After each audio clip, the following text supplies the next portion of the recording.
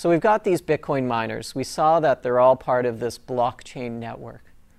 But who are these miners? Why are they even doing this? What's in it for them? Well, I always like to equate these Bitcoin miners and compare them to the gold rush miners of hundreds of years ago. Okay, so just like it's mining for gold, these miners of today are mining for Bitcoin.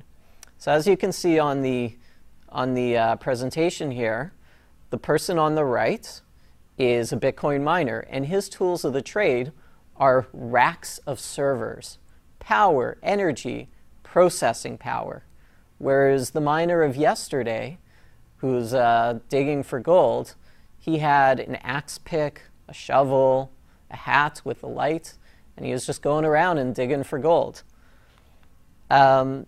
So what's in it for the miners today? So these miners, essentially they're all providing infrastructure to the network in exchange for a possible reward of Bitcoin.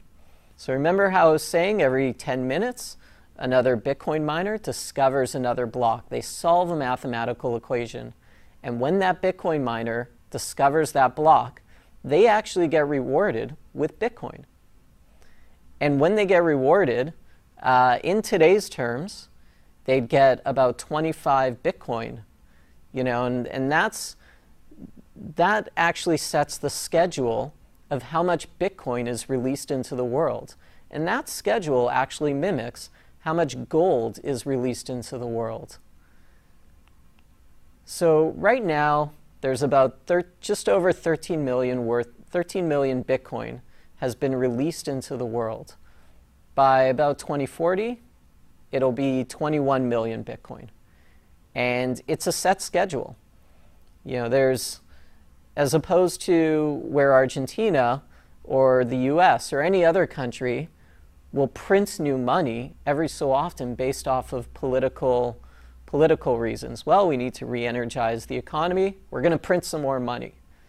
But with Bitcoin, it's a set schedule. Everyone has agreed on this schedule. And so today there's about 13 million.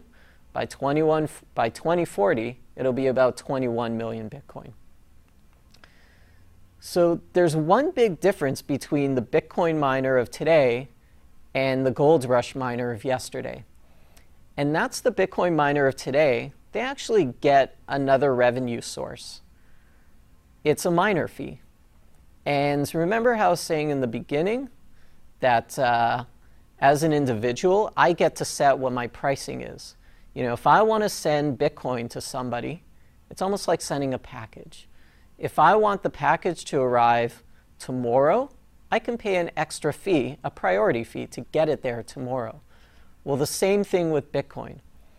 If I want the next miner who's going to discover this new block and add transactions into that block, if I want them to include my Bitcoin, my transaction into that block, I can incentivize them a little bit and pay them a little miner fee to include my transaction in that next block.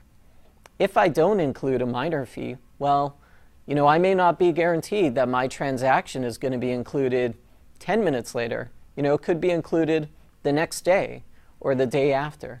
So going forward, even after all these rewards of Bitcoin have been given out, the miners still have another revenue source. So we actually went out to the Plug and Play Tech Center to meet with some Bitcoin miners who were mining Bitcoin out of the data center there. And they shared with us their story of how they started Bitcoin mining. I'm Scott Robinson. I'm the director of our FinTech program and marketing here at Plug and Play. I'm Joe Baker, and I'm a systems administrator here in Plug and Play's data center. Our job at Plug and Play is effectively to look for new technology as it comes out. So for Bitcoin mining, we have a 16 megawatt substation in the back. We've been following the space for some time, so it made sense. So mining was really for us an experiment into the space to better understand what the hardware was, understand the ecosystem, the landscape as different players came into it. We saw a lot of interest coming from mainstream ASIC developers, so it just made sense for us to try it out. We received 2 units in late January 2014 after ordering them back in August 2013. So yeah, of those 2 units, I'd say we had what we called a hedge in the sense that we bought both Bitcoin and the hardware at the same time to kind of just trial what would be more successful. And one particular vendor was offering a protection program. So we felt comfortable making that investment at the time just to see, what is the actual turnaround for this. And in the space generally we've seen in the past 2 years, everything's moving towards institutional mining and at a much larger scale than we anticipated at a much faster rate. What looked like fantastic rewards in the beginning when we were ordering the miners was complicated by delays, and at some points we would see a 1 month period where the rewards would be cut in half, and then a month later they'd be cut in half again. But these charts that you can go to online, calculators, they can show you how the difficulty curve is trending and what it's done in the past and what the current increase is in all this competition for these rewards. We call that difficulty. We've seen growth in optimization of these miner units. So many years, like maybe 5 years ago, you could use a laptop and it would be fairly likely that you would be receiving these rewards. As the network got stronger and greater in volume with all these different miners, this concept of difficulty, which effectively is self-aware of how many people are competing for these rewards, continues to rise. So at this point, between the growth and optimization of these different ASIC miner chips, which is now roughly 4th or 5th generation for miners, a laptop wouldn't, your chances of winning that reward you'd probably be better off buying a lottery ticket. Because you need to do this calculation very fast. You need to add a specific piece of hardware to them that can do this mathematical calculation called a hash. And it's kind of proves that this whole string of transactions relates back to the last page in the book of accounts. So there's just a tremendous amount of math that's going on.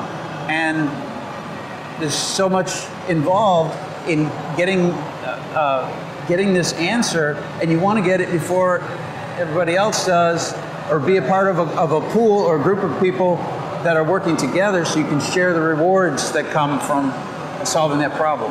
The volume in which we're mining, it's almost a requirement to be in a pool. And effectively the way the pool functions is you group together all your hashing power, all these different miners, for that chance in effectively a competition with these other pools or individual miners. And your chances are increased of actually receiving that reward, albeit it'll be cut up as a fraction of the actual reward split between all the players within that same pool. But it makes a lot of sense to be involved in a pool. But if you don't have all your ducks in a row and you can't get that equipment up and running right away, there are risks. We took a lot of time, forecasting what we felt the difficulty will be, calculating what the current difficulty rate increase was over the past, and it was it was a gamble. To be honest, I think a lot of people gambled and lost a lot of money. I'd say we were fairly accurate in where we thought the network would be at this point. So, but the game isn't up yet. I mean, much of this is about where do we see Bitcoin going in the future in terms of its valuation.